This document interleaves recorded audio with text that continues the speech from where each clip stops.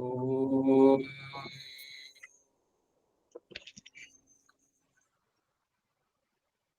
వేదాహమేతం పురుషం మహాంతం ఆదిత్యవర్ణం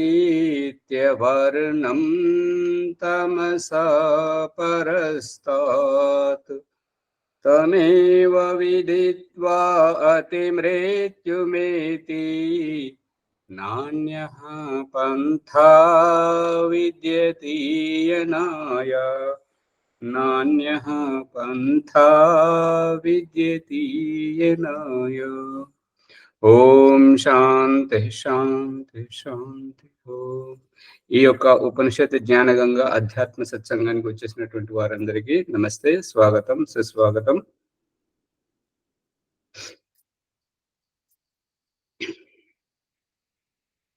ఈ యొక్క శ్యామలయ్య గారు పాడినటువంటి పాట లోపల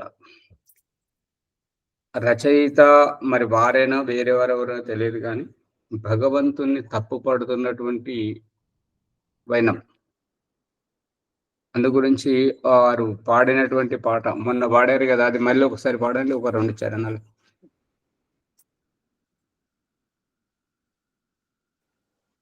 ఓం ఆచార్య నమస్తే.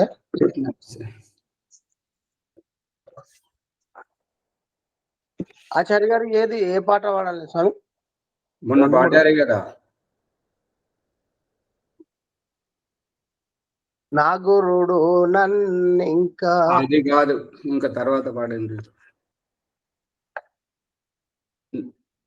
దేహంలో పుడుతున్నటువంటి జీవాత్మ గురించి పాడారు కదా. యోగి గమ్మనే కాదు కాదు స్వామి. అది దాని అభిప్రాయం ఏంటంటే, స్నానం చేసిన తర్వాత పవిత్రత వస్తుంది, ఇల్లు ఊడ్చిన తర్వాత శుద్ధత వస్తుంది, గర్భంలోకి జీవుణ్ణి పంపించే కంటే ముందు భగవంతుడు ఆ గర్భాశయ వికారాన్ని మాసిక ధర్మం పేరుతోటి బయటకు వెలువడ చేస్తున్నాడు. శుద్ధత అక్కడ ఉంది. కానీ వారు ఏమంటున్నారంటే, మురుగు గర్భములోన మునిగితే సుఖమా. మళ్ళేనండి, మురికి గర్భములోన మునిగితే సుఖమా. అక్కడ గర్భము మురిగి గర్భం, మురిగి కాదు, అది గర్భము. గర్భంలో మురుగు అనేటువంటిది వెళ్ళిపోయింది, లేదు. ఆ వికారంతో, పీరియడ్స్ తోటి, వాళ్ళకు మాసిక ధర్మం పేరుతోటి అది బయటకు వెళ్ళిపోయింది, శుద్ధి చేయడం జరిగింది. అందు గురించి ఆ రచయితకు ఈ రహస్యాన్ని చూస్తూ ఉండి కూడా మరి దాన్ని సవరించలేకపోయాడు. అందుకని అది దోషం ఉన్నది, అలా ఉండకూడదు. మురుగు అనేటువంటిది వెళ్ళిపోయింది, మురుగు గర్భములోన. అక్కడ మురుగు ఎక్కడ ఉన్నది, అది వెళ్ళిపోయిన తర్వాతనే కదా. అందుకని దాన్ని సవరించుకోండి. ఇంకేమైనా సందేహాలు ఉంటే అడగండి, లేదంటే ముందుకు పోతున్నాం. బృహదారణ్యక ఉపనిషత్తు ఉమ్ము నీరులో ఉంటది కదా ఆచార్జీ, మరి ఉమ్ము నీరులో ఉంటాం అలా గ్రహించారంటారా ఆచార్జీ? అమ్మగారు, మీకు మురుగు అనేది అర్థమైతే లేదు. వారు వాడినటువంటి భాష పదం ఏంటంటే మురుగు. మురుగు ఎక్కడ ఉంటుంది? అక్కడ మురుగు ఉంటే దాంట్లో పడినటువంటి వస్తువు కుళ్ళిపోవాలి కదా. అవును, జిగురు లాంటిది ఉంటుంది కానీ మురుగు కాదు. కాదు, అక్కడ మురుగు అనేటువంటిది ఉండదు. మురుగు అనేటువంటిది ఉంటే శిశువు ఎందుకు పెరుగుతుంది? ఇప్పుడు వర్ష ఋతువులో కాళ్ళు చెడతాయి కదా. కాళ్ళు చెడడం అంటే ఏంటి? అంటే మురికిలో ఉన్నప్పుడు కాళ్ళు చెడతాయి ఆచార్జీ. దేంట్లో ఉంటారు? అదే మన వర్షం నీటిలో మనము తడుస్తూ ఉంటే నీరు వల్ల అన్ని వర్షం నీరు తాజాగా ఉంటుందా, లేదంటే నిలబడి ఉంటుందా? తాజాగా ఉండదు కదా ఆచార్జీ. మళ్ళీ తాజాగా ఉండదు. వర్షపు నీరు తాజానే కానీ కింద బురదలో పడిన తర్వాత తాజాగా ఉండదు. పైన అంటే కింద కలుషితం ఉంటది కదా ఆచార్జీ. ఆ కలుషితం వల్ల అది కూడా కలుషితం అయిపోతుంది.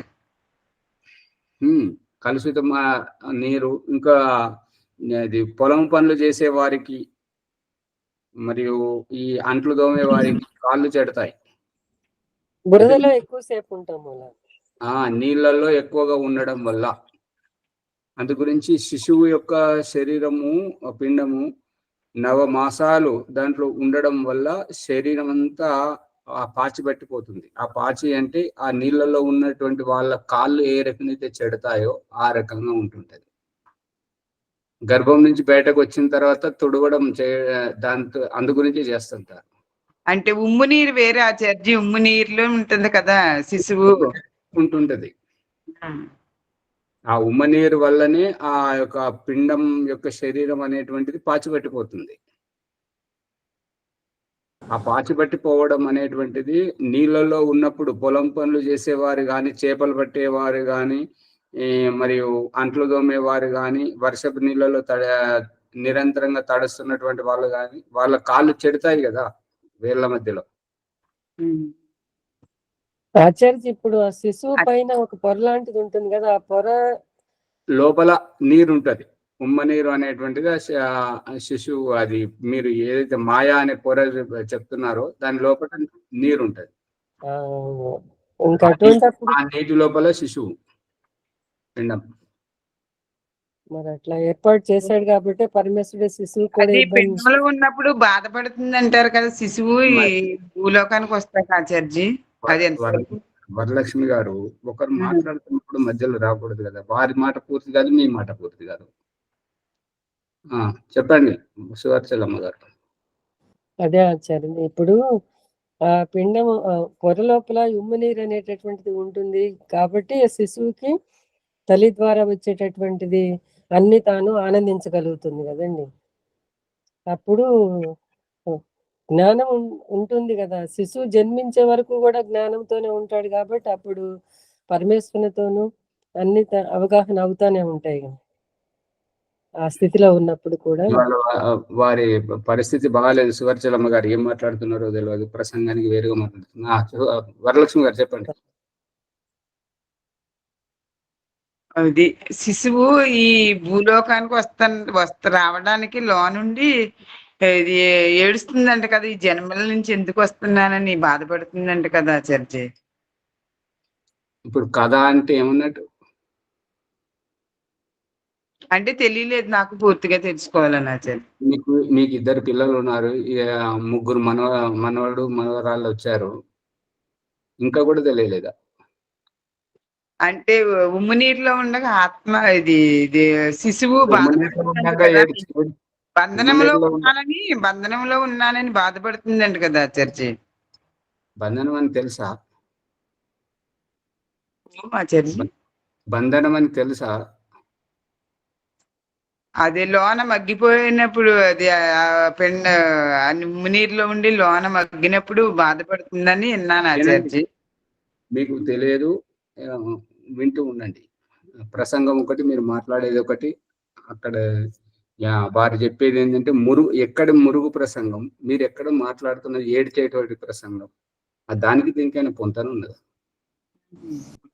ఇప్పుడు మీరు చెప్పండి ఆచార్య, ఇటువంటి స్థితిలో మురుగు అనేది ఎక్కడుందనే దానికి మీరు పరిష్కారం లేదు అని చెప్పడం జరుగుతుంది ఇక్కడ. అదే లేదనే మరి మురుగు అని వారు చెప్పారు ఆ గేయంలో. రచయిత మరి వారి స్వయమా ఇంకా ఎవరైనా దాన్ని సవరించుకోవాలి. అక్కడ మురుగు అనేటటువంటిది లేదు కదా.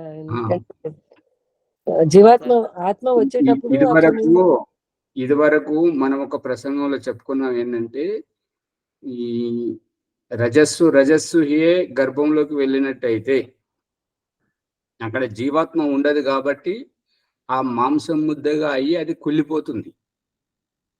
ఆ కుళ్ళిపోయినటువంటి ఆ మురుగుగా ఉంటుంటది. అంటే వాసన ఉండదు, ఎందుకంటే గాలి సూర్యరశ్మి తగలదు కాబట్టి వాసన ఉండదు. అందు గురించి ఆ నల్లగా కుళ్ళిపోతుంది. ఆ కుళ్ళిపోయినటువంటిదే బయటకు వచ్చేసరికి దయ్యం పట్టింది, చేతబడి చేశారు, మరి ఇంకా దేవత కీడు చేసిందని చెప్పేసి ఊర్లో ఉండేటువంటి వాళ్ళు అజ్ఞానంగా భావిస్తుంటారు. అంతేగాని అక్కడ మురుగు అనేటువంటిది ఏముండదు. అంతరంగం తెలియదు కాబట్టి బయట కనిపించిన దాన్ని బట్టి ఆ విధంగా ఊహించుకోవటం. ఇప్పుడు మళ్ళీ అదే భాష మాట్లాడుతుంటారు. ఇది వరకు చెప్పుకున్నాం కదా, వాటర్ అనే సినిమాలో వాళ్ళు అది ఫైర్ అనే అవునా ఆచార్య, తెలుసుకున్నాం అది. సంయోగంతోనే రజస్సు మాత్రమే గర్భంలోకి వెళ్ళినప్పుడు. మళ్ళీ ఇంకోటి ఏంటంటే ఇది జీవకణాలు లేనటువంటి వీర్యమైనా సరే గర్భంలోకి వెళ్ళినప్పుడు అది మాంసం ముద్దగానే ఎదుగుతుంది, కానీ పిండంకు తయారు కాదు. అటువంటి దానికి ఇక మునుముందుకు ఎదుగుదల లేకపోవడం వల్ల అది ఉన్న స్థితిలోనే కుళ్ళిపోతుంది. ఆ కుళ్ళిపోయినటువంటిది అది బయటకు వచ్చేస్తుంది అన్నట్టు, అంతే. అది మురిగిపోయే వరకు, అది మాంసం ముద్దగా తయారయ్యే వరకు గర్భిణీ స్త్రీలో ఏ లక్షణాలు అయితే ఉంటాయో వీరిలో కూడా అవే లక్షణాలు ఉంటాయి. 2 నెలల గర్భం వరకు, 2 నెలలు 3 నెలల గర్భం వరకు ఉంటుంటది. ఇక ఆ తర్వాత అది బయటకు వచ్చేస్తుంటది.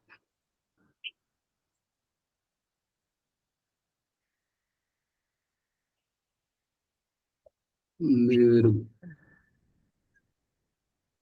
ఇంకా కొంట్ల సురేష్ గారు మీరు నంబర్ ఇచ్చారు, అది ఒక నంబర్ తక్కువ ఉండిపోయింది, అందు గురించి మిమ్మల్ని గ్రూప్లో కలపలేదు, మీకు లింకు పంపలేదు. దాన్ని మీరు ఒకసారి మిస్డ్ కాల్ ఇవ్వండి, లేదంటే వాట్సాప్ నుంచి ఏదైనా సందేశం పంపండి హాయ్ అని. ఇట్లా వింటున్నారా సురేష్ గారు?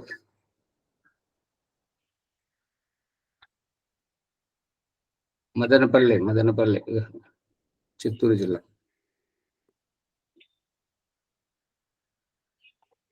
నరేష్ గారు సురేష్ గారు నరేష్ గారు అనంతపూర్. కరెక్ట్ గురుజీ. అదే మీరు మిస్డ్ కాల్ ఇవ్వండి, లేదంటే వాట్సాప్ లో ఏదైనా సందేశం హాయ్ అని ఇట్లా పంపండి, దాన్ని బట్టి మీకు కల్పిస్తాం. అంటే ఎవరికి పంపాలి ఆచార్యజీ? అక్కడ లింకులో అక్కడ నంబర్ లేదు కదా, నా దగ్గర నంబర్ లేదు. నంబర్ రాసుకోండి.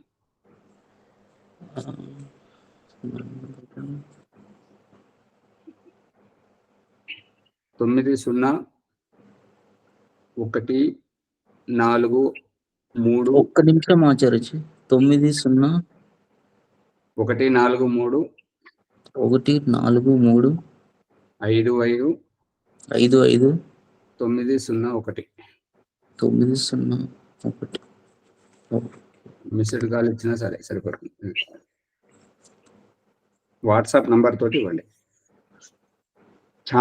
బృహదారణ్యకోపనిషత్తు ప్రథమ అధ్యాయం 5వ బ్రాహ్మణము 3వ ప్రసంగం అయిపోయింది. 4వ దాంట్లో చూడండి.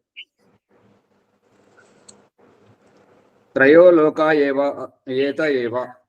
దీనికి ఈ యొక్క అన్నముతోటి ఊర్జాశక్తి ప్రసంగం నడుస్తున్నది. అన్నంతోటి ఈ ఊర్జాశక్తి జీవన జ్యోతి వెలుగుతుంటది, దాంతో శుక్రము తయారవుతుంటది, దాంతో బ్రహ్మచర్య పాలన అవుతుంటది, దాంతో మన బంధమోక్షంలో ముక్తిని పొందడం అనేటువంటిది కూడా జరుగుతూ ఉంటది. కాబట్టి ఆ యొక్క ఊర్జాశక్తిని ఆసరగా చేసుకున్నటువంటి జీవాత్మయే ఈ శరీరం నుంచి ఉద్గమించినప్పుడు, అతిక్రమించినప్పుడు, అంటే ఈ శరీరం నుంచి వైదొలిగినప్పుడు 3 లోకాలు, త్రయోలోక ఏత ఏవ, ఈ ఊర్జాశక్తి ద్వారానే 3 లోకాలు అనేటువంటివి ఏర్పడతాయి.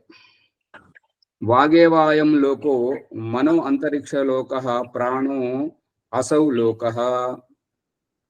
వాగ్ ఏవ అయం లోక.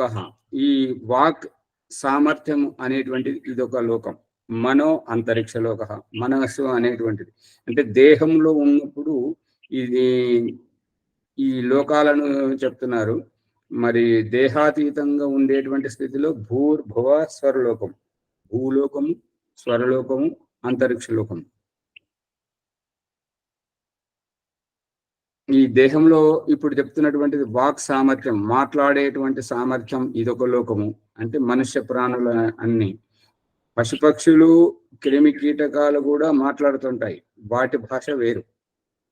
అందు గురించి ఈ మాట్లాడేటువంటి సామర్థ్యం కలిగినటువంటి ఇదొక లోకము. మనో అంతరిక్ష లోక. ఈ అంతరిక్ష లోకం అని అంటే మననం చేసేటువంటిది, మనసు ద్వారా విచారించేటువంటిది. అవునా కాదా? మనసు ద్వారా విచారించడం అంటే ఏంటంటే ఇది తినొచ్చునా తినకూడదా, ఈ యొక్క గుంతలో పడొచ్చునా పడకూడదా, ఈ ప్రమాదంలో ఇరుక్కోవాలా ఇరుక్కోకూడదా అని ఆలోచింపజేసేది ఎవరు? మనుషులే ఆలోచిస్తుంటారా, ఇంకెవరైనా ఆలోచిస్తారా? మనసుతోనేనండి ఆలోచన. జీవాలు ఆ అమ్మగారు చెప్తున్నారు, నేర్చుకోండి. మనుషులేనంట. ఆవిడ ధ్యానం చేస్తున్నప్పుడు, యజ్ఞం చేస్తున్నప్పుడు, ఈ కక్ష వింటున్నప్పుడు వాళ్ళ ఇంట్లో ఉన్నటువంటి కుక్క వచ్చి వారి మీదకి వస్తుంటుంది.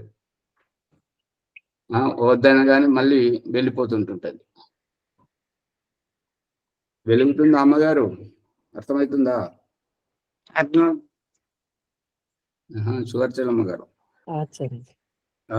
మీ కుక్క వస్తుంటది కదా మీ దగ్గరికి, మరి అది కూడా ఆలోచిస్తుంటారు కదా. ఒకసారి మళ్ళీ చెప్పండి ఆచార్య, అడగలేదు. ఒకసారి మళ్ళీ ఉన్నారు చెప్పండి. ఎలగలేదు అంటే నేను చెప్పిన తప్పు రైట్ నాకే అర్థం కాలేదు అసలు. కుక్కలు అక్కడ అగ్గి నిప్పు రాజేస్తుంటే కుక్కలు పోయి దూకుతాయా దాంట్లో?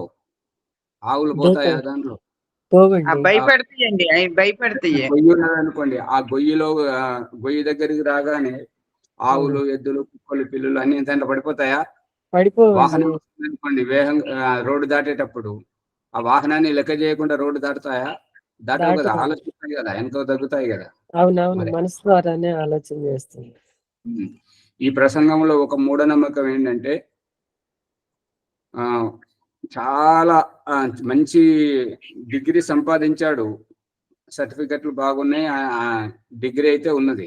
మొట్టమొదటిసారి ఇంటర్వ్యూలోకి ఎన్నో ఇంటర్వ్యూలోకి పోయినా కూడా ఎప్పుడు ఉద్యోగం రాలేదు. అనుకోకుండా ఒక ఉద్యోగం వస్తే వాళ్ళ నానమ్మ అమ్మ చాలా జాగ్రత్త చెప్పారంటే, చాలా జాగ్రత్త పోరా, ఎవరు తుమ్మినప్పుడు పని మొదలు పెట్టకు, పిల్లెట్టం వస్తే ఆగిపో, వెనక్కి తిరిగి రోడ్డు దాటకు అని చెప్పింది.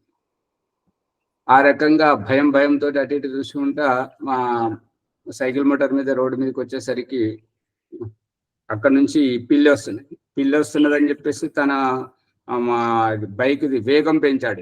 వేగం పెంచేసరికి ఏంటంటే పిల్లి భయంతో వెనకవుతా ఆగిపోయేసరికి ఈ పక్క నుంచి లారీ వచ్చేసి దాన్ని నలిపేసింది. లారీ కిందకు వచ్చేసింది పిల్లి. ఇప్పుడు కొద్దిగా పోయిన తర్వాత పిల్లి దాటలేదు కదా అని చెప్పేసి చూసేసరికి లారీ టైర్ల కింద చనిపోయింది. ఇప్పుడు అతనికి అనుమానం వచ్చింది, పిల్లి నాకు సంకటమా, నేను పిల్లికి సంకటమా? దీనికి సమాధానం మీరు చెప్పండి. పరిస్థితే కానీ దానికి ఒకదానికొకటి సంకటం అనేది, అంటే ఇంటి దగ్గర ఒక అభిప్రాయం పెట్టుకున్నాడు ఏదో మాట్లాడుతున్నారు, ప్రసంగంకి అనుకూలంగా మాట్లాడతలేదు, కొద్దిగా మౌనంగా ఉండండి. తను పిల్లి రక్షణ కోసం మంచి చేసాడు, వెనకాల వచ్చి కుదిరితే తను తప్పేమీ ఉండదు కదా చర్చి. ఇక్కడ సంకటం ఎవరికి సంకటం? ప్రసంగాన్ని పట్టుకోరు, ఏదోటి మాట్లాడుతుంటారు. వాళ్ళ నాన్నమ్మ ఏమని చెప్పింది? పిల్లి అడ్డంగా ఎదురుగా రానివ్వకు, నీ దారికి అడ్డంగా రానివ్వకు అని చెప్పింది. అయితే లేదండి, అది మన ఆలోచనలోనే ఉంది. ఈ సంకటం అనేటువంటిది పిల్లి అవునో కాదో తెలియదు కానీ ఈ యొక్క ఆ వ్యక్తి మాత్రం ఆ పిల్లికి సంకటమయ్యాడు, దాని ప్రాణం పోయింది. అది గుర్తుపెట్టుకోండి.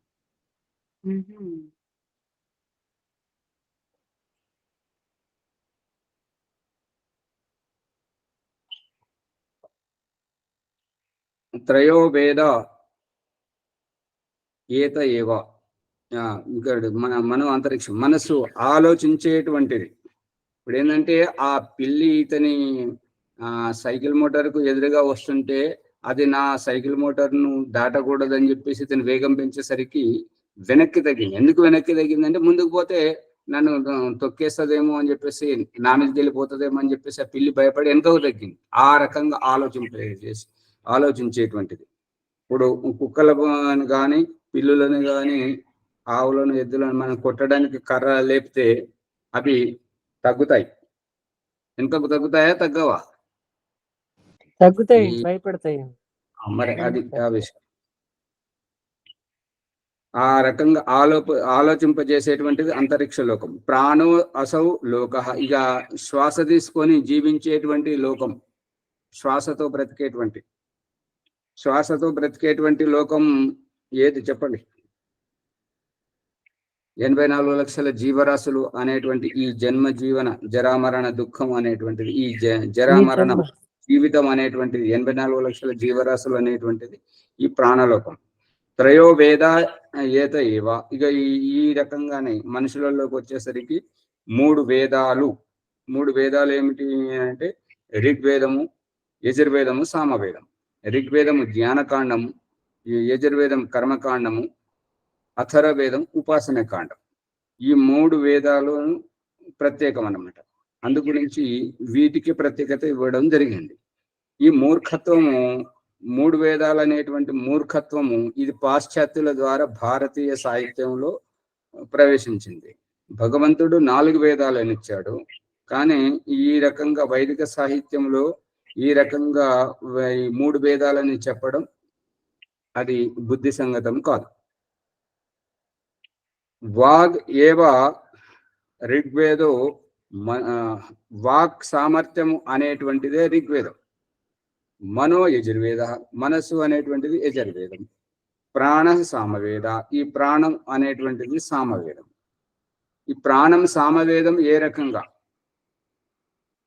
మనస్సు అనేటువంటిది యజుర్వేదం ఏ రకంగా, వాక్ అనేటువంటిది ఋగ్వేదం ఏ రకంగా. వాక్ అనేటువంటిది ఋగ్వేదం ఏ రకంగా అంటే ఆత్మ బుద్ధ్యా సమేత్య, ఆత్మ బుద్ధితో కలిసి, ఆత్మ బుద్ధ్యా సమేత్య అర్థాన్ మనోహయుంక్తే వివక్షయ. మనస్సు, ఆత్మ బుద్ధితో కలిసి, బుద్ధి మనస్సుతో కలిసి, మనస్సు ఇంద్రియాలతో కలిసి విషయాన్ని తీసుకొచ్చి ఆత్మకి ఇవ్వడం, ఆత్మ ఆ విషయ సుఖాన్ని అనుభవించడం. ఇక ఈ రకంగా ఆ యొక్క విషయ సుఖాన్ని అనుభవిస్తున్నప్పుడు ఆ విషయ సుఖం అనేటువంటిది ఎక్కడికి వెళ్ళి వస్తున్నది అని అంటే వాక్ సామర్థ్యం ద్వారా. ఇప్పుడు ఆత్మబుద్ధ్యా సమేత్యార్థ మనోయుంక్తే వివక్షయ మనః కాయాగ్నిం ఆహంతి సా ప్రేరయతి మారుతం. మారుతం అంటే వాయువు. ఆ వాయువు యొక్క ప్రసంగంలో మళ్ళీ పాణిని మహర్షి చెప్తున్నది ఏంటంటే ఆకాశ వాయు ప్రభవ. ఆకాశం అంటే ఖాళీ స్థలం, వాయు ప్రభవ, ఆ వాయువు యొక్క ప్రభావంతో వాక్ సామర్థ్యం ఎలా పుడుతున్నదో, మాట్లాడే సామర్థ్యం ఎలా పుడుతున్నదో చెప్తున్నాడు. ఆకాశవాయు ప్రభవ శరీరాత్ సముచ్చరన్, శరీరాత్ శరీరము నుండి, ఉతుచరన్ శరీరం నుండి అంచెలంచెలుగా. మనం కూర్చున్నప్పుడు నిలబడడానికి శరీరాన్ని లేపుకొని వస్తుంటాం కదా, పక్షులు కూర్చుండి ఎగరడానికి ప్రయత్నం చేస్తుంటాయి కదా, కప్పలు కూర్చుండి ఎగరడానికి ప్రయత్నం చేస్తుంటాయి కదా, ఆ రకంగా శరీరాత్ ఉతుచరన్, లేచి లేచి ఎగిసెగిసి వస్తున్నటువంటి సముచ్చరన్ స్థానాంతరేషు ప్రవిభజ్యమాను, వివిధ స్థానాలలో విభక్తమై ఉండి అనేక రకాలుగా, కంఠంలో అయితే అకారము కకారము అని, మరియు మూర్ధన్యం ఈ యొక్క ముక్కు వెనుక భాగంలోనైతే దానికి మూర్ధన్య స్థానం అని, ఇక తాలు అంటేనేమో పండ్ల పై దవడ, దవడ అంటే పై ఈ పెదవి, పెదవి వెనుక ఉన్నటువంటి పై పండ్ల వెనుక ఈ యొక్క గట్లుగా పొలం గట్లలాగా ఉన్నది కదా, దానిని స్థాలు స్థానం అని చెప్తుంటారు. మరియు ఉపపదమానీయ ఓష్టం పకారము ఉకారము, ఈ రకంగా పవర్గము ఉకారము ఉపపదమాన్య ఇవన్నీ ఓష్ట స్థానం, పెదవుల స్థానం నుంచి వ్యక్తమవుతుంది. ఈ వ్యక్తము చేసేది ఎవరు, ఎవరి ద్వారా ఇవన్నీ వ్యక్తం అవుతున్నాయి, అది ఆత్మ. అందు గురించి ఈ యొక్క వాక్ సామర్థ్యం అంటే జ్ఞానముతోటి, అంటే జ్ఞానం ఎక్కడ ఉపయోగపడుతుంది అని అంటే ఆకాశ వాయు ప్రభవ, ఆకాశము వాయువు యొక్క ప్రభావంతో శరీరాత్ సముద్రచరణ్, శరీరం నుంచి అంచెలంచెలుగా ఎదిగింపజేస్తున్నటువంటిది. అంటే ఇప్పుడు మన శరీరం నుంచి అపాన వాయువు వదిలితే ముక్కు వరకు ఎలా చేరుకుంటుంది, అంటే పైకి ఎలా వస్తుంది, ఒక గ్యాస్ లీక్ అయిపోతే పైకి ఎలా వస్తుంది, ఒక బాంబు పేలితే పైకి ఏ రకంగా వస్తుంది, భూమిలోంచి నీళ్లు ఏ రకంగా వస్తుంటుంటాయి, ఆ యొక్క ఎదిగి వచ్చేటువంటి ఆ రూపం స్థానాంతరేషు ప్రవిభజ్యమానం. ఈ స్థానం ఈ యొక్క ఛాతి, ఇది కంఠం గుండా ఈ యొక్క మూర్ధన్యం కానీ, తాలు స్థానం కానీ, ఓష్ఠ స్థానం కానీ, ఈ వివిధ స్థానాలకు దాన్ని విభక్తం చేయడానికి, పంపించడానికి జ్ఞానం కావాలి. ఇప్పుడు మన ఇంట్లో 3 ధాన్యం ఉన్నది, అన్నం ఉన్నది, బియ్యం ఉన్నాయి. ఆ బియ్యం ఏం చేయాలి అంటే, అన్నం వండుకోవాలంటే ఏం చేయాలి, పులిహోర చేయాలంటే ఏం చేయాలి, బిర్యానీ చేయాలంటే ఏం చేయాలి, పాయసం చేయాలంటే ఏం చేయాలి. ధాన్యం ఒకటే. అంటే శరీరాత్ ఆకాశము వాయువు యొక్క ప్రభావంతో ఆ వాయువు శరీరం నుండి పైకి వస్తున్నటువంటి దానిని ఈ వివిధ స్థానాల్లో విభక్తం చేయాలనేటువంటి జ్ఞానం ఎక్కడైతుందో అదే ఋగ్వేదం, జ్ఞానకాండం. ఋగ్వేదం మనకు తెలియని విషయాన్ని తెలియజేసేటువంటి జ్ఞానం. ఇక యజుర్వేదం కర్మకాండం. యజుర్వేదం ఏంటంటే ఏ విధంగా చేయాలి, ఎలా చేయాలి, ఎంత ఉపయుక్తంగా చేయాలి అనేటువంటి చేసేటువంటి కర్మ. ఈ పురుషార్థం ధ్యానమే అనండి, సంధ్యోపాసనే అనండి, యజ్ఞమే అనండి, ఏదైనా సరే చేసేటువంటి కర్మకాండం అనేటువంటిది చేసే పని అన్నమాట ఆచార్జీ. పనితనం అంటే పనితనం అంటేనేమో లోక వ్యవహారంలోకి వెళ్ళిపోతుంటది. కర్మకాండం అంటేనేమో ఇప్పుడు ఉన్నటువంటి దృష్టికోణంతో చూస్తే ఏంటంటే మృతుని శాంతింపజేసేటువంటి, చనిపోయిన తర్వాత చేసేటువంటి కర్మలను కర్మకాండం అంటుంటారు. కానీ ఇక్కడ చెప్పబడుతున్నది ఏంటంటే బ్రతికి ఉండగానే, శరీరంతో ఉండగానే సంధ్య, ధ్యానం, జపము, ఈ యొక్క పూజ, అర్చన, అగ్నిహోత్రం, ఇటువంటివి ఏవైతే చేస్తుంటారో దీన్ని కర్మకాండం, పురుషార్థం, మన జీవితానికి ఉపయోగపడేటువంటివి. ఇక పనితనం అంటే, పని అంటే ఏంటంటే జీవితానికి ఉపయోగపడకపోయిన కుట్రలు, కుతంత్రాలు కూడా అది ఒక పనియే. ఇతరుల జీవితాలతో ఆడుకోవడం అది ఒక పనియే. ఈ ఇతరుల ప్రాణులను చంపడం అది కూడా ఒక పనియే. అందు గురించి ఆ పని వేరు, కర్మ వేరు. కర్మ అంటే ఏంటంటే దీంతో మనకు ఉపయోగకరంగా ఉండాలి. ఇప్పుడు లోక వ్యవహారంలో చేసేటువంటిది పోతూ ఒకరిని గిచ్చడం, దారింట పోతూ ఆ చెట్టు వేళ్ళను తన్నుకుంటూ పోవడము, ఆ బురద వస్తే తొక్కుకుంటూ పోవడం, ఇటువంటివన్నీ అది కర్మ అనిపించదు. వ్యవహారం వేరు, కర్మ వేరు. వ్యవహారము అనేటువంటిది అథర్వ వేదంలోకి వస్తుంటది అన్నమాట. ఇప్పుడు ఇక్కడ 3 వేదాల గురించే చెప్పాడు కాబట్టి ఋగ్వేదము, యజుర్వేదము, సామవేదం. ఈ సామవేదము శ్వాస, ప్రాణం అనేటువంటిది ఉపాసన ఎవరు చేస్తున్నారు? మీకు ఎవరికైనా యాతం పోయడం తెలుసా? యాతం పోయడం అంటే ఏంటంటే ఒక గుంతలోంచి నీళ్లు ఎత్తుకుంటా బయటకు పోయడం. అంటే గూడకు వర్తించదు. గూడ అంటే డబ్బకు 2 వైపుల తాళ్లు కట్టి ఇద్దరు ఈ వైపు ఆ వైపు వాళ్ళు పట్టి లాగుతుంటారు, అది వర్తించదు. మరియు ఈ యొక్క మోట అంటే పెద్ద ఆ డబ్బలోంచి, బావిలోంచి నీళ్లు తీసుకొచ్చి పశువులను గట్టి తీస్తుంటారు, దానికి వర్తించదు. ఈ యాతం అంటే ఏంటంటే ఆ యొక్క గుంత మీద నిలబడి ఒక కర్రతోటి కిందికి లోపలి కానీ పైకి నీళ్లు తీస్తుంటారు కదా చిన్న డబ్బతో. జిల్లా తిప్పుతారు ఆచార్య, ఇలా తిప్పివారు వెనపై వచ్చి వెనక నీళ్లు తిప్పేది వర్తించదు దీనికి. ఇది కేవలం వాళ్ళు ఇట్లా వంగొని మళ్ళీ ఇట్లా పైకి లాబడుతుంటారు అన్నట్టు కర్రతోటి. అది లాగుతారండి, అది చూపించేవాటి. ప్రసంగం నెల కొద్దిగా మౌనంగా నేను చెప్పేది మీ దగ్గరికి రావాలి కదా, తొందరపడతారందుకు. ఆ రకంగా ఈ కర్రను లోపలికి దించి మళ్ళీ ఆ కర్రను పైకి లాగేటప్పుడు వంగోని కర్రను పైకి లాగుతుంటారు అన్నట్టుగా. అందు గురించి ఈ బ్రికిటిలో ఉన్నటువంటి ఆత్మ ఈ శ్వాస తీసుకునేటప్పుడు, ముక్కుతోటి శ్వాస తీసుకునేటప్పుడు ఈ శ్వాస వస్తున్నది అనేటువంటిది చల్లదనం ఇక్కడ తెలుస్తుంది అనమాట. మనం తినేటువంటి ఆహారం నోట్లోకి పోయేటువంటిది అది ఎటువంటిది అనేటువంటిది దాని వాసన నోట్లోకి పోయే కంటే ముందు ముక్కు శ్వాస ద్వారా ఇక్కడికి తెలుస్తుంటుంది. శ్వాస వస్తున్నది తెలుస్తుందా లేదా? తెలుస్తుంది ఆచార్య. గట్టిగా తెలుసుకోండి. ఊపిరి కూడా ఆగిపోయిందా?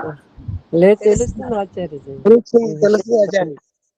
శ్వాస అది తీసుకుంటే ఆ రకంగా ఈ శ్వాసను పీల్చుకునేది ఏదైతే ఉందో అది ఉపాసన కాలం అన్నమాట. అది పీల్చుకొని చేస్తున్నది కాబట్టి ఈ యొక్క ఈ బ్రికుటి దగ్గర ఎందుకు చేస్తుంటది అంటే ఇది ఆత్మ యొక్క కార్యక్షేత్రం, శరీరం యొక్క ఇంగ్లీష్లో చెప్తే సబ్స్టేషన్. ఈ యొక్క కరెంట్ యొక్క ట్రాన్స్ఫార్మేషన్ అది ఎక్కడైతే ఉంటుందో అదే విధంగా ఈ శరీరం యొక్క నరనరాలన్నీ వచ్చి ఇక్కడ కలుస్తాయి. కాబట్టి ఇక్కడ ఉన్నటువంటి ఆత్మ ఇగో ఈ శరీరాన్ని, ఈ చేతిని ఇగో ఇక్కడ ఏదో ఈగనో దోమనో కూర్చున్నది దాన్ని వెళ్ళగొట్టమని చెప్పి చేతికి ఆజ్ఞేయంగానే చేయొచ్చు. ఇక్కడ ఉంది. లేదంటే ఇక్కడ ఈ చేతికి ఆజ్ఞ ఇచ్చేటువంటిది కనురెప్ప కొట్టుకోవడానికి మరియు కాళ్ళు ఆడించడానికి ఈ అంత ఆజ్ఞాపించేటువంటిది అంత ఆజ్ఞా చక్రం అంటారు దీన్ని. ఇక్కడ నుండి ఆదేశిస్తుంది అన్నట్టు శరీర అవయవాలకన్నింటికి. అందు గురించి మనం తినేటువంటిది నోట్లోకి వెళ్ళే కంటే ముందు ముక్కు నుండి ఆ యొక్క తినేటువంటి పదార్థంలో ఉండేటువంటి సువాసన దుర్వాసన ఏదైనా సరే దాన్ని తెలుసుకుంటున్నది అనమాట. ఆ దుర్వాసన ఉంటేనేమో అయిష్టతగా, సువాసన ఉంటేనేమో ఇష్టపూర్వకంగా. ఇది ఇక్కడ నుండి అక్కడికి వాసన వెళ్ళిన తర్వాత మనకు తెలుస్తుంటుంది. ఇప్పుడు ఈ సందర్భంలో వంటలు చేసేవారు ఎక్కువ తింటారా లేదంటే భోజనం చేసేవారు ఎక్కువ తింటారా? మిఠాయిలు ఇట్లా చేసే వాళ్ళు ఎక్కువ తింటారా?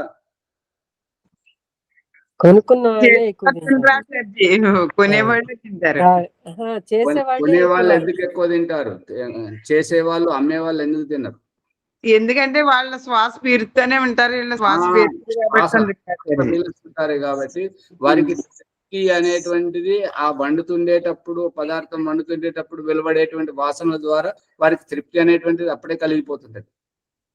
ఇంకా ఈ ప్రకరణ రహస్యంలో సంబంధము లేదు, కానీ ఇదే ప్రసంగంలో వర్తిస్తుంది. ఏంటంటే ఆయుర్వేదం మందులు తయారు చేసే వాళ్ళు అనారోగ్యానికి గురైతే చికిత్స కోసం ఎలోపతి దగ్గరకు పోతారు. ఎలోపతి వాళ్ళకు మందులు తయారు చేసేటువంటి వాళ్ళకు అనారోగ్యం వస్తే వాళ్ళు ఆయుర్వేదం దగ్గరికి వస్తారు, నేచురోపతి దగ్గరికి వస్తుంటారు. ఈ నేచురోపతి వాళ్ళకు హోమియోపతి ఈ రకంగా అంటే విపరీత కోణంలో అది ఉపయోగపడుతుంటది. ఇది ఇక్కడ ఉన్నటువంటి రహస్యం. అర్థమవుతుందా నరేష్ గారు? అర్థమవుతుంది ఆచార్యజీ. ఓం ఆచార్య. ఇప్పుడు ఆయుర్వేదం వాళ్ళు అలోపతిని నమ్మరు, అలోపతి వాళ్ళు ఆయుర్వేదం నమ్మరు, వాళ్ళది వీళ్ళు ఉల్టా చెప్పుకుంటారు. మరి వాళ్ళు వీళ్ళ దగ్గర ఎట్లా పోతారు? కాదు స్వామి, మీకు ఇక్కడ అర్థం కావట్లేదు. వ్యాపారం వేరు, జీవితం వేరు.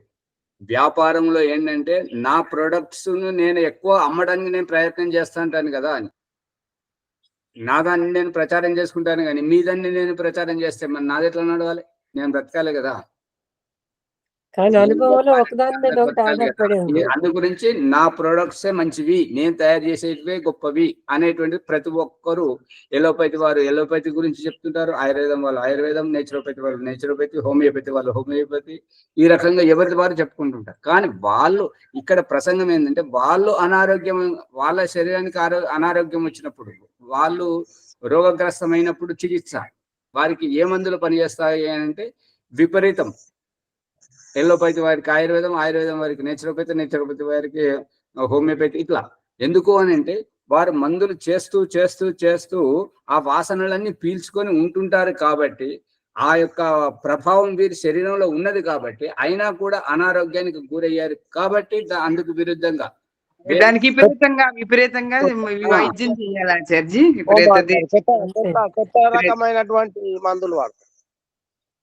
కొత్త రకం కాదండి అక్కడ. కొత్తదనమేనండి ఏదైనా. కొత్తదనం అంటే ఇది ఎవరైతే ఇదేనైతే నమ్ముకున్నామో అలా దాంట్లో ఔషధ గుణం ఎక్కువైన తర్వాత అది పని చేయదు. అది విపరీతం అవుతుంది కాబట్టి రెండో దాన్ని ఆశ్రయించాలి. ఇప్పుడు అందరూ ఒకేసారి మాట్లాడితే అది విషయం అర్థం కాదు. ఇంకొకటి, మనకు ఇక్కడ ఉపాసన అనేటువంటిది, మనం శ్వాస తీసుకొని ఇందాక ప్రాణాయామాలు మనం చేస్తూనే ఉన్నాము. ఆ ప్రాణాయామాలు చేసేది ఎవరు, ఈ శ్వాసను పీల్చేది ఎవరు అనేటువంటిది ఇక్కడ ఈ యొక్క ఆజ్ఞా చక్రంలో ఉండేటువంటి ఆత్మ చేస్తున్నది అనేటువంటి, ఈ ఆత్మకు ఆ శ్వాస పీలుస్తున్నది అనేటువంటి ప్రసంగాన్ని అర్థం చేసుకోవాలి. కానీ ఇంకెక్కడికొక్కడికి అంటే ఈ మందులన్నీ వాసన పీలుస్తున్నారు కదా ఆచార్జీ, అందుకే పీల్చడం ద్వారా విపరీత దశలో మళ్ళీ వైద్యం చేసి వెళ్ళాల్సి వస్తుంది. అంతే, వదిలేండి.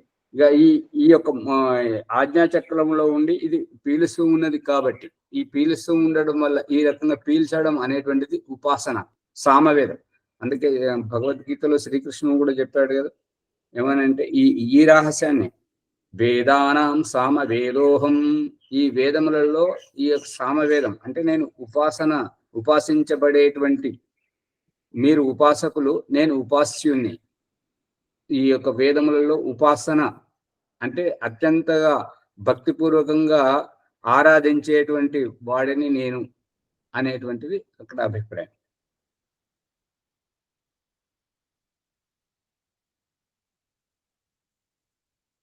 ఐదవ ప్రసంగాన్ని చూడండి.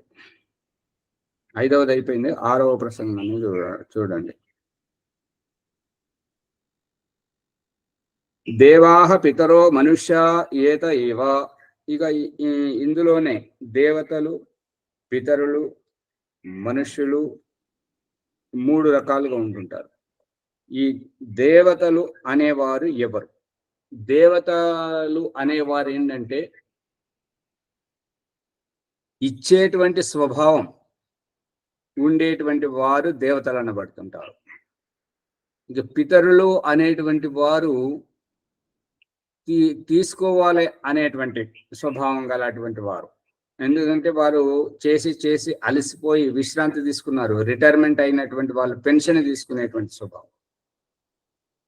ఈ మనుషులు అనేటువంటి వారు వారి బుద్ధి అనుసారంగా మంచి చేసినా చెడు చేసినా ఏది చేసినా కానీ దాన్ని నేను నా ఇష్టం అనేటువంటి రకం. ఈ దేవతల గురించి మొన్న ప్రసంగం ఏమొచ్చిందంటే, ఇచ్చేటువంటి దేవో దానాద్వా, దేవతలు ఇస్తుంటారే కాబట్టి మనుషులు వారిని ప్రార్థిస్తుంటారు. అందు గురించి మనుష్యులు దేవతలు అయ్యేటువంటి అవకాశం ఎక్కడ ఉన్నదంటే అగ్నిహోత్రం దగ్గర.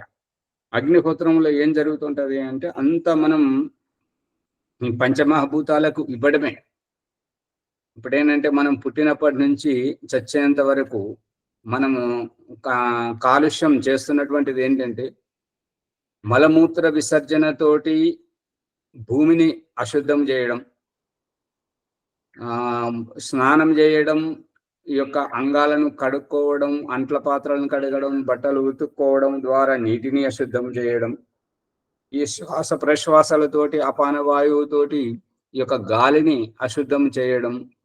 ఇక మనం నివాసం ఉన్నాము కాబట్టి ఆ ఆకాశాన్ని ఆక్రమించుకున్నాము కాబట్టి దానిని అశుద్ధం చేయడం, ఈ యొక్క సూర్యరశ్మికి అడ్డుపడుతున్నాము కాబట్టి సూర్యరశ్మి యొక్క ప్రభావంలో దాంట్లో మనది అంటే అగ్ని అంటే సూర్యరశ్మి, ఆకాశం అంటే మన శరీరాన్ని ఎంతైతే ఆక్రమించుకుంటుందో అంత మనము ఆ ఆకాశంలో ఉన్నాము కాబట్టి, మరియు మలమూత్ర విసర్జన భూమి మీద చేస్తూ చివరికి మన శరీరం కూడా ఈ యొక్క భూమిలో కలిసిపోవడంతో ఈ భూమిని కలుషితం చేయడం, మరియు ఈ యొక్క నీటిని కడుక్కోవడం, స్నానం చేయడం, అన్నిటి ద్వారా ఈ నీటిని శుద్ధి చేయడం. ఎప్పుడైతే ఈ యొక్క ఆత్మ దేహాన్ని విడిచి స్వర్గానికి వెళ్ళినప్పుడు ఆ స్వర్గం ద్వారం దగ్గర ఈ యొక్క చర్చ జరుగుతున్నప్పుడు ఇతడు ఏమేమి పనులు చేశాడు అని అంటే, ఇతడు భూమిని కాలుష్యం చేసి వచ్చాడు, యొక్క ఆకాశాన్ని, వాయువును, నీటిని అన్నింటినీ కాలుష్యం చేసి వచ్చాడు అని అంటే, మరి భూమిని శుద్ధి చేయడానికి, భూమిని శుద్ధి చేసేటి ఏంటి అంటే భూమిలో ఉండేటువంటి క్రిములు మరియు భూమి మీద ఉండేటువంటి పందులు ఈ యొక్క భూమిని శుద్ధి చేస్తుంటాయి. మరి నీటిని శుద్ధి చేయాలి అని అంటే చేపలు, తాబేళ్ళు, జలచరాలన్నీ నీటిని శుద్ధి చేస్తుంటాయి. మరి వాయువుని శుద్ధి చేయాలి అంటే పాములు, ఈ పక్షులు, వీటన్ని ఈ గాలిలో ఎగిరేటువంటివి, గాలిని పీల్చేటువంటివి, ఇవన్నీ ఈ గాలిని శుద్ధి చేస్తుంటాయి. మరియు ఆకాశమును శుద్ధి చేయడం, ఈ యొక్క ప్రకృతిని, వృక్ష వనస్పతులను అన్నింటినీ ఇది పెంచి దాన్ని వాయువును శుద్ధి చేయడం, ఆకాశమును శుద్ధి చేయడం, ఇదంతా ప్రళయం జరిగిపోవడం, శుద్ధి అయిపోవడం, మనం ఇక్కడ నుండి ఇంకొక చోటికి వెళ్ళిపోవడం అంటే చనిపోవడం, ముక్తికి వెళ్ళడం, ఈ రకంగా స్థానాన్ని రిక్తం చేయడం, దానిని శుద్ధి చేయడం, ఇవన్నీ జన్మలు ఎత్తాల్సి వస్తుంటది. మరి అన్ని జన్మలు ఎత్తాలని అంటే మనము సరిపోము కాబట్టి వాటన్నింటికంటే ఇది ఏమంటారంటే ప్రత్యామ్నాయంగా అగ్నిహోత్రం చేస్తే పంచమహాభూతాలు అన్ని శుద్ధి అవుతుంటాయి. కాబట్టి ఈ జలదేవత, ఈ యొక్క అగ్నిదేవత, అన్ని దేవతలను విశ్వే దేవాహ యజమానశ్చ సీదత, ఆ దేవతలందరినీ పిలిపించి ఏ దేవతకు ఏ పదార్థం ఇష్టం అనేటువంటిది ఈ యొక్క అగ్నిహోత్రం ద్వారా, అంటే ఈ దేవతకు మంత్రం చదివి భూర్భువస్వః, ఆ భూర్భువస్వః 3 శబ్దాలను కలుపుకొని ఉన్నటువంటి ఆ వాక్యం, ఆ యొక్క దేవత ఏంటంటే వెలిగించడమే ఇష్టం, అగ్నిని వెలిగించడమే ఇష్టం. కాబట్టి ఆ మంత్రం చదివి అగ్నిని వెలిగించడం, మరియు భూర్భువస్వద్యోరివ భూమ్నాం పృథివీవ వరిమ్నాం అని ఈ మంత్రం తోటి ఆధానం చేయడం, అంటే ఒకదానిని ఇంకొక దానితో కలపడం, ఈ రకంగా ఆధానం చేయడం, అగ్నిని స్థాపించడం, అగ్నిని యజ్ఞకుండంలో స్థాపింపజేయడం. అంటే ఉదాహరణకు భగవంతుడు చేస్తున్నటువంటిది సూర్యోదయం గావింపజేయడం, సూర్యోదయాన్ని గావింపజేయడం అంటే సూర్యుని చీకటిని ఛేదింపజేసుకుంటూ పుట్టింపజేస్తున్నటువంటిది ఆ రూపకంగా. ఇంకొక దేవతకు ఈ యొక్క సమిధలు, ఒక్కొక్క సమిధను నేతిలో ముంచుకుంటూ పెట్టడం, ఆ దేవతకు ఈ సమిధలు స్వీకరించడమే ఇష్టం. ఇంకొక దేవతకు ఆ యజ్ఞకుండం చుట్టూ నీళ్లు పోయడం, ఇంకొక దేవతకు ఘృత ఆహుతి, ఇంకొక దేవతకు హవన ద్రవ్యం వృక్ష వనస్పతితో తయారైనటువంటిది, మరొక దేవతకు తీపి పదార్థం. ఈ రకంగా ఏ దేవతకు ఏ పదార్థం ఇష్టం అనేటువంటిది ఈ యొక్క పంచమహాభూతాలను శుద్ధి చేసుకుంటూ అగ్నిహోత్రం ద్వారా ఆ ऋणముక్తిని పొందుతూ మనుష్యత్వము నుంచి దేవత్వాన్ని పొందడం, దేవతలుగా అవడం అగ్నిహోత్రం ద్వారానే సాధ్యమవుతుంది. ఎందుకు అంటే అగ్నిహోత్రంలో ఇవ్వడమే ఉంటుంటది. అగ్నిహోత్రం చేస్తున్నప్పుడు పంచమహాభూతాలకు అగ్నిహోత్రం అయిపోయిన తర్వాత అగ్నిహోత్రం చేయించినటువంటి గురువు గారికి దక్షిణ ఇవ్వడం, ఆ తర్వాత అగ్నిహోత్రం చూడడానికి వచ్చినటువంటి వారికి అన్నదానం చేయడం, పేదలు వస్తే వారికి వస్త్రదానం, ఇంకా ఏదైనా సంఘ సంస్కర్తలుగా వచ్చినటువంటి వారైతే సామాజిక సేవ గురించి వచ్చినట్టయితే వారికి తోచినంత ధనము, ఇంకో ఆశ్రమం వాళ్ళు వచ్చినట్టయితే వారికి గోదానము, ఏ రకంగా ఎటువంటి ఉద్దేశంతో వారు వస్తే వీరి సామర్థ్యంను బట్టి దానమే చేయడం జరుగుతుంటది. కాబట్టి ఈ యొక్క అగ్నిహోత్రం చేసినటువంటి వాళ్ళు మనుష్య స్థితి నుంచి దేవతలుగా మారుతారు అనేటువంటిది ఈ ప్రసంగంలో.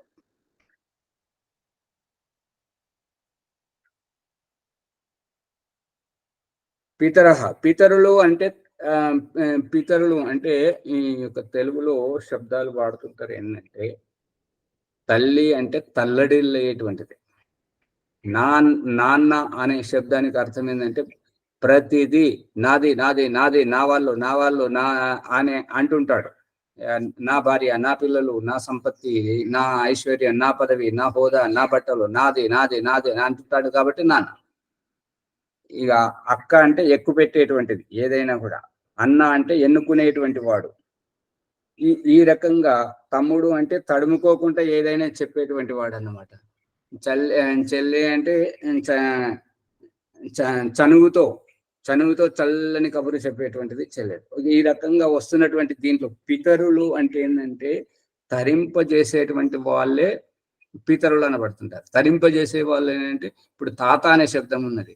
అంటే తన జీవితంతో ఎన్నైతే ఎదురు దెబ్బలు సామాజిక వ్యవస్థలో పరిస్థితిని బట్టి ఎదురు దెబ్బలు తగిలాయో ఆ ఎదురు దెబ్బలను ఎదుర్కొంటూ ఏ అనుభవాన్ని అయితే తను జీవితంలో నేర్చుకున్నాడో ఆ అనుభవం ద్వారా తన కడుపున పుట్టినటువంటి సంతానాన్ని కానీ వాళ్ళ కడుపున పుట్టినటువంటి సంతానాన్ని అంటే మనవళ్ళను మనవరాళ్లను తీరము దాటించేటువంటి జ్ఞానమును ఉపదేశించేవాడు, అనుభవాన్ని నేర్పేవాడు తాత. ఇక ఈ ఉపదేశం చేసేటువంటి వాళ్ళు వీళ్ళు కారు. ఎవరైతే వాళ్ళ స్వార్థం గురించి పిల్లలను విసిగిస్తూ ఉంటుంటారో, నాకు ఇది తీసుకురా, అది తీసుకురా, ఇట్లు నువ్వు అట్లా ఉండు, ఇట్లా అట్లా ఉపదేశాలు చేస్తుంటారో, వీళ్ళు ఇంట్లో ఉండవలసినటువంటి వారు కాదు. వీళ్ళని ఎంత వీలైనంత తొందరగా ఇంటి నుంచి బయటకు పంపండి. ఎందుకంటే వాళ్ళు బయటకు వెళ్తేనే మనం సుఖంగా ఉండగలుగుతుంటాం.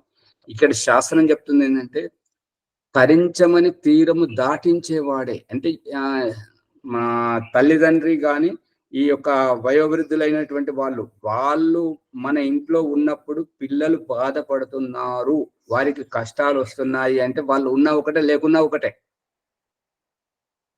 అది ఒకటి. ఇంకా వాళ్ళ వల్ల వీళ్ళు ఇంకా సతమతం అవుతుంటారు అన్నట్టుగా. అందు గురించి వాళ్లకు ఈ వానప్రస్థాశ్రమం అని, ఇప్పుడు ఈనాటి కాలంలోనైతే వృద్ధాశ్రమాలని ఇవన్నీ ఏర్పాటు అవుతున్నాయి అన్నమాట. వాళ్ళని ఇంట్లోంచి పంపించాలి. ఎవరైతే పిల్లలకు నీతులు చెప్పకుండా అనుభవాన్ని చెప్తుంటారో వాళ్ళను వదులుకోవద్దు. ఎందుకంటే వాళ్ళ ద్వారా మన జీవితం మంచిగా ఎదుగుతుంది. మళ్ళీ మన పనులన్నీ చేసి పెట్టేటువంటి అమ్మ, నాన్న, అన్నయ్య వీళ్ళు ఎవరైతే ఉంటారో వీళ్ళకు చాలా దూరంగా ఉండండి. మీరు మంచి వాళ్ళు కావాలంటే, జీవితంలో నిలబడాలని అంటే, నీకెందుకురా, నేనున్నాను కదా, నేను చూసుకుంటాను కదా, అన్ని పనులు ఈ రకంగా నేనున్నాను అని చెప్పేసి మనకు బుద్ధితోటి ఆలోచింపజేయకుండా మనల్ని తొక్కేస్తున్నారు. ఏ పని మనకు తెలియకుండా, ఏ ఆఫీసులోకి వెళ్ళి ఎవరితోటి ఎలా మాట్లాడాలో మనకు తెలియకుండా అన్ని మన పనులన్నీ వాళ్ళు చేసి పెడుతున్నారు.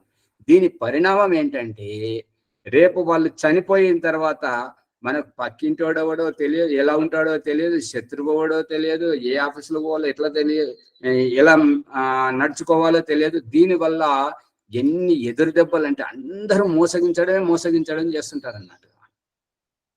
ఈ మోసాల నుంచి మనం బయటపడాలి అంటే పిల్లలకు ఎప్పుడు కూడా నీతులు చెప్పొద్దు, వాళ్ళకు అనుభవాన్ని చెప్పాలి. ఆ రకంగా అనుభవాన్ని చెప్పి వాళ్ళు తరిస్తుంటే వీరు తృప్తి పడుతుంటారు. అటువంటి వారు పితరులు. వారిని వదులుకోవద్దు. వారు ఎంత వయోవృద్ధ స్థితిలో ఉన్నా సరే వారి దగ్గరికి వెళ్ళాలి. దగ్గరికి వెళ్తే మనకు జ్ఞానం లభిస్తుంటుంది. ఇక వీరు శరీరంతో వంగిపోయి వణుకుతూ ఉంటుంటారు కదా, వారు ఎట్లాగో ఇబ్బంది పడుతున్నారు, మనల్ని కూడా ఇబ్బంది పెడుతున్నారు. నువ్వు ఇటురా, అటురా, ఇది చేసి పెట్టు, అది చేసి పెట్టు అని చెప్పేసి నానా రకాలుగా అవస్థ పెడుతుంటారు అన్నమాట. ఈ పితరులు అంటే వారు అనుభవంతో ఎదిగి మనల్ని వారి అనుభవం ప్రకారం మనకు జీవితంలో ఎటువంటి కష్టాలు రాకుండా, ఇప్పుడు ఏంటంటే టార్చ్ లైట్ ఏ రకంగానో మనకు దారి చూపిస్తుందో ఈ పితరులు అనేటువంటి వారు అటువంటి వారు. అలాగని చనిపోయిన వాళ్ళ ఫోటోలు పెట్టుకొని వారి పేరు మీద ఈ శాంతి యజ్ఞం అని కాశీకి పోతే మోక్షం వస్తుందని, ప్రయాగ పోతే ఇంకేదో వస్తుంది, ఇదంతా బట్టి మూర్ఖత్వం. వాళ్ళు బ్రతికున్నప్పుడే వారి అనుభవాన్ని మనం నేర్చుకోవాలి, వారి అనుభవం ప్రకారం మనం నడుచుకోవాలి. అందు గురించి ఈ పితరులు అనేటువంటి వారు తరింపజేసేవారు. ఇక మనుషులు అనేటువంటి వారు ఏంటంటే వీరు మననశీలు అయినప్పుడేమో బుద్ధిపూర్వకంగా ఉంటారు. ఆ మనన దిధ్యాసనం చేయకుండా ఉన్నట్టయితే ఎవరేం మాట్లాడుతున్నారో అది బుద్ధితో తెలివితో ఆలోచించకుండా అనాలోచితంగా తొందరపడి సమాధానం ఇస్తుంటారో, కుట్రలు కుతంత్రాలు చేస్తుంటారో, ఎదుటివారి కుట్రలు కుతంత్రాల్లో ఇరుక్కుంటారో, ఈ రకంగా ఉండేటువంటి సతమతమవుతూ కొట్టుమిట్టాడేటువంటి వారు మనుషులు. అర్థమవుతుందా? అవుతుంది ఆచార్య. అందు గురించి మనం మనుషుల స్థితి నుంచి దేవతలుగా తయారు కావాలి. ఆ దేవతలైనటువంటి వారే పితరుల స్థితికి వస్తుంటారు. ఆ ఇల్లు స్వర్గం. స్వర్గం అంటే ఇంకెక్కడో లేదు, ఆకాశంలో, చంద్రునిలో, సూర్యునిలో, ఇంకెక్కడో గ్రహాంతరంలో లేదు. ఆ యొక్క స్వర్గం అనేటువంటిది మనం నిర్మించుకున్నటువంటిది, మన ఇంటిలోనే మనతోటే స్వర్గం ఏర్పడుతుంటాయి. అందుకే ఒక సామెత ఏంటంటే, ఒక అతను ఈ ఊరు బాగాలేదు, ఈ ఊరు నుంచి వేరే ఊరు వెళ్ళిపోదామని చెప్పేసి ఒక వాహనం కట్టుకొని ఒక ఊరికి చేరుకున్నాడు. ఆ ఊరి పొలిమేరలో ఒక అతను కలిసి అన్నాడు. కలిస్తే అతనితో అడిగాడు, ఈ ఊరు మంచిదేనా అండి అంటే, ఎందుకు అని అంటే, ఈ ఊరిలో నివాసం ఉండడానికి వస్తున్నాం మేము అని అంటే, అతను ఒక ప్రశ్న అడిగాడు. నా సమాధానం వినే కంటే ముందు నాదో చిన్న ప్రశ్న. మీరు ఆ ఊరుని ఎందుకు వదిలిపెట్టి వస్తున్నారు? ఆ ఊరి వాళ్ళు ఎటువంటి వారు అంటే, వాళ్ళంతా మూర్ఖులు, ఒకరికి సహకరించరు, అన్ని చెడు పనులు చేస్తున్నారు, ఎప్పటికి ఇబ్బంది పెడుతుంటారు అని అంటే, అతనేమంటాడంటే, నీవు ఎంత తొందరగా ఈ ఊరు నుంచి పోతే అంత సుఖంగా ఉండగలుగుతావు, ఈ ఊర్లో అంతకంటే మూర్ఖులు ఉన్నారు ఇక్కడ అని అంటాడు. మళ్ళీ ఇతను వెళ్ళిపోగానే ఇంకొక అతను వస్తాడు. అతను కూడా ఊర్లో ఉండడానికి వస్తుంటాడు. అతని కూడా ఈ ఊరి పొలిమేరలో ఇంకొక అతను కలిస్తే అతన్ని ఆ ఊరి పొలిమేరలో ఉన్నటువంటి అతన్ని అడుగుతాడు అనమాట, ఈ ఊరు మంచిదేనండి, ఈ ఊర్లో వచ్చాను నేనంటే, దేనికోసం వచ్చావంటే, ఇక్కడ ఊర్లో ఉండడానికి వచ్చానంటే, మరి నువ్వు ఒక మాట, మీరు ఇదివరకు ఏ ఊర్లో ఉన్నారో ఆ ఊరు నుండి ఎందుకు వచ్చారు, మరి ఆ ఊరు వారు ఎటువంటి వాళ్ళు అంటే, వాళ్ళు చాలా ప్రేమగా ఉండేవారండి, వారిని విడిచిపెట్టాలంటే నాకు మనసు ఒప్పట్లేదు, మా ఊరు అంటే నాకు అమితమైన ప్రేమ, అయినా కొన్ని పరిస్థితుల్లో ఈ రకంగా రావాల్సి వచ్చిందంటే, అప్పుడు అతను అంటాడు, ఆ ఊరి కంటే ఈ ఊరు ఇంకా గొప్పది, ఆ ఊరు మనుషుల కంటే ఈ ఊరు మనుషులు ఇంకా గొప్పవారు, మీరు నిర్భయంగా రండి, మీకు మంచిగా ఉండొచ్చు, ఇక్కడ మీకు అన్ని రకాలుగా వసతులు ఉంటాయి అని చెప్పేసి అన్నాడు. అంటే ఏంటంటే దీని సారాంశం, నోరు మంచిదైతే ఊరు మంచిది. అంటే మనం మాట్లాడేటువంటి వ్యవహారంతో మన చుట్టూ ఉండేటువంటి బంధువులు స్నేహితులతో మనం ఏ రకంగా అయితే ఉంటామో దాంతో మన మనస్థితి ఏర్పడుతుంటది. కాబట్టి నోరు మంచిదైతే, మనం మంచిగా మాట్లాడితే అందరూ మంచివారే. అదే మనకు నోరు మంచిది కాదు, వాళ్ళ మీద వీళ్ళ మీద చాడీలు చెప్పుకుంటూ ఉన్నాం అనుకోండి, దాంతో మనకు అందరు శత్రువులు తయారవుతుంటారు. ఆచారి ఇక్కడ పస్క కన్నులకు లోకం అంతా పస్కనే కనబడుతుంది, అంతే. అదే ఇదే అభిప్రాయం. నేను ఈ మాటల్లో అన్నాను, మీరు ఆ మాటల్లో అన్నారు, అంతే, ఒకటే. సమయం అయిపోయింది కాబట్టి ఈ ప్రసంగాన్ని ఇక్కడనే ముగిస్తుంటాం. విశ్వమ్మ గారు కదులుతుందండి, మీ ఫోటో కదులుతుంది సామలయ్య గారు, నిశ్చలంగా లేదు. వారు నడుస్తున్నారు, రోజు అట్లాగే చేస్తుంటారు, నడుస్తున్నారు ఒక దగ్గర. అందుకు ఆచార్యకు ధన్యవాదాలు.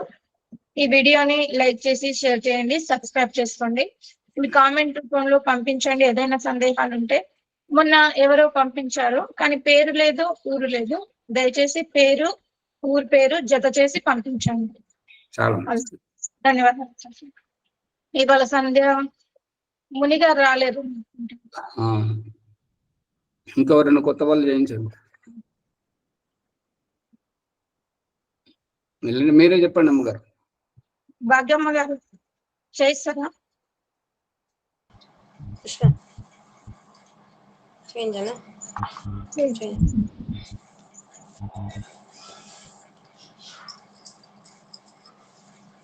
ఓం నమస్తే ఆచార్య, సర్వే నమో నమః. అందరికీ నమస్తే.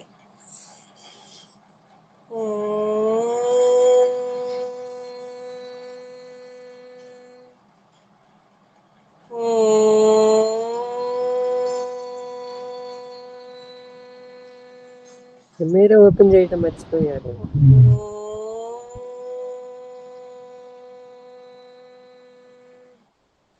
అత వైదిక సంధ్య బ్రహ్మయజ్ఞమ.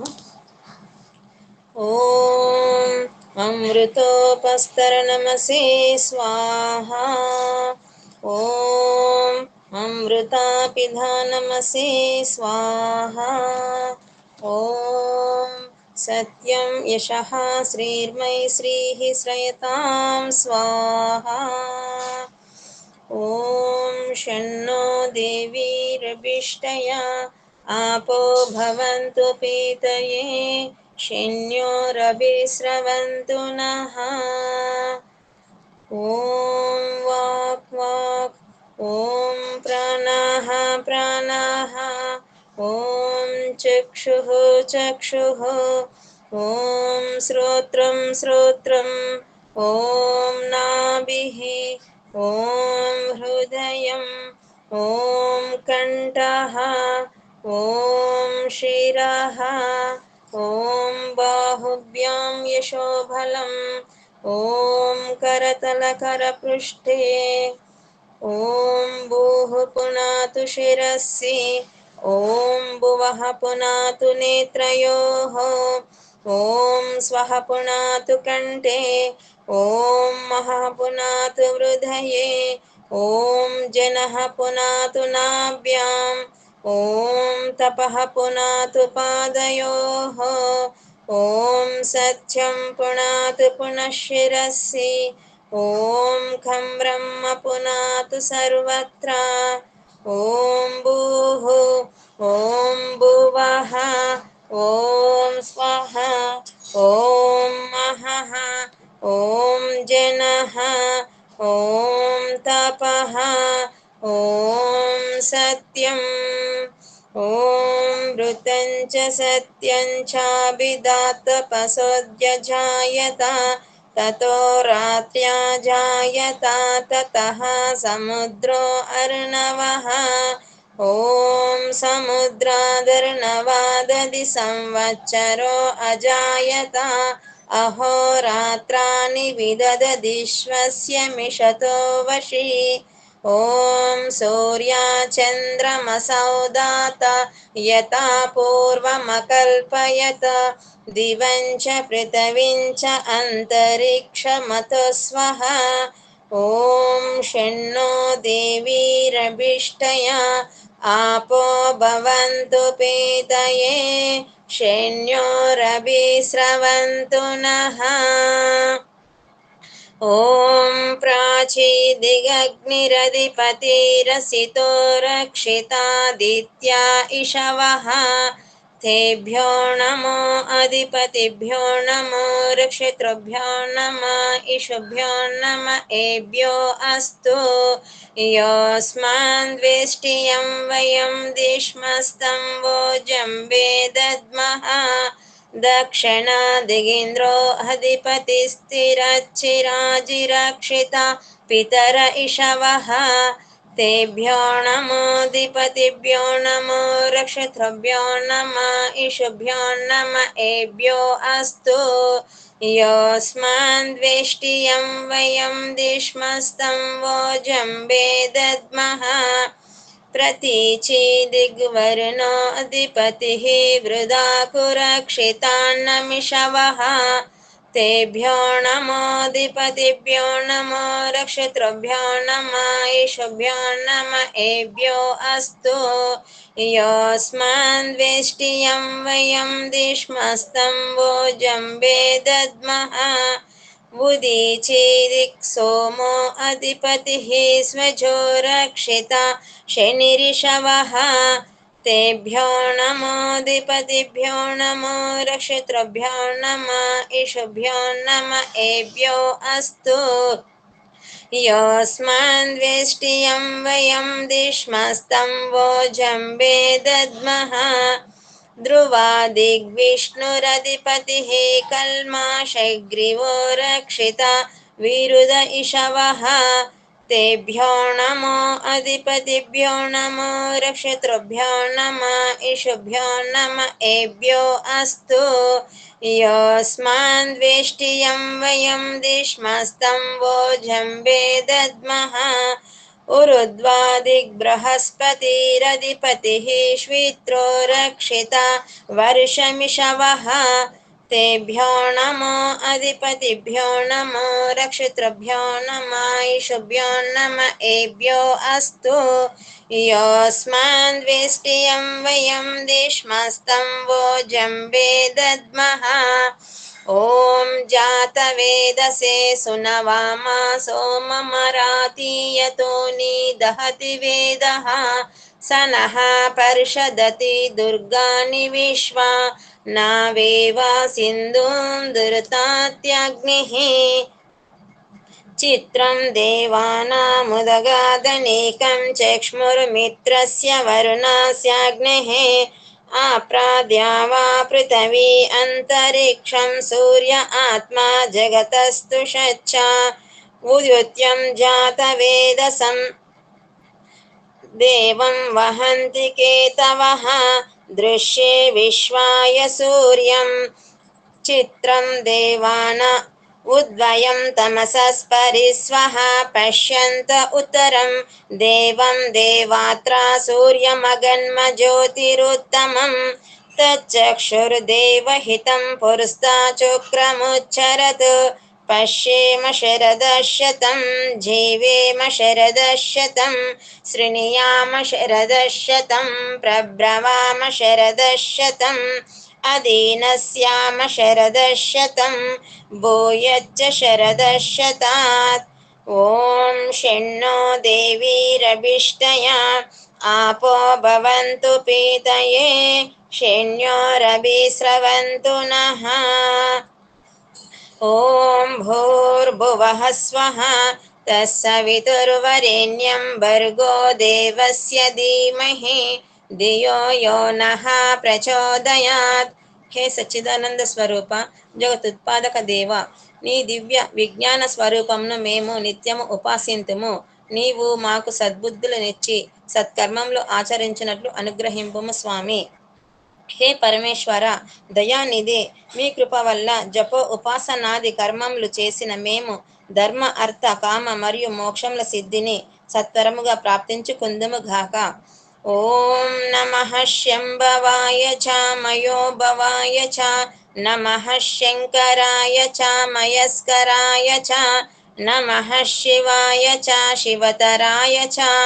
ఓం షణ్ణో దేవీరభిష్టయా आपो भवन्तु पीतये शन्योरभिस्रवन्तु नः.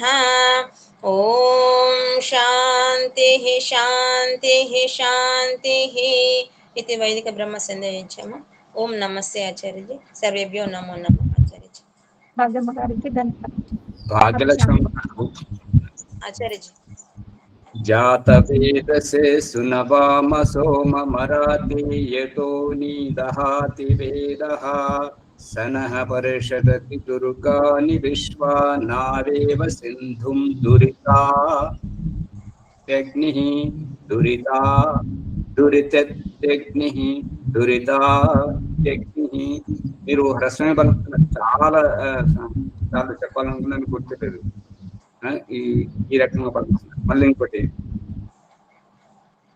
మీ కృప వలన చేసిన కాదు చేస్తున్న హే ఈశ్వర దయానిధే, మీ కృప వలన చేసిన కాదు చేస్తున్నటువంటి మేము చేస్తూనే ఈ యొక్క ధర్మార్థ కామ మోక్షముల సిద్ధిని పొందాలి. ఆ రకంగా ఉండాలి, చేసిన కాదు. అమ్మ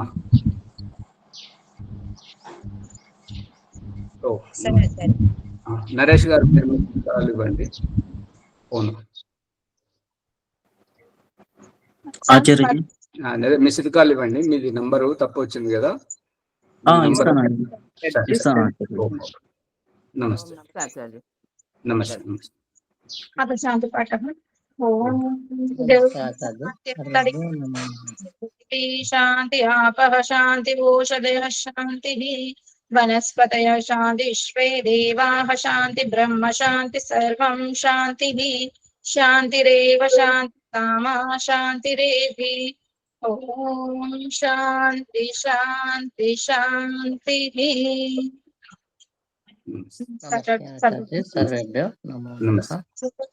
సూచన, మీ సందేహాలుంటే మీ పేరు మీ ఊరి పేరు జత చేసి పంపించండి, సందేహాలు నివృత్తి అవుతాయి. నమస్తే.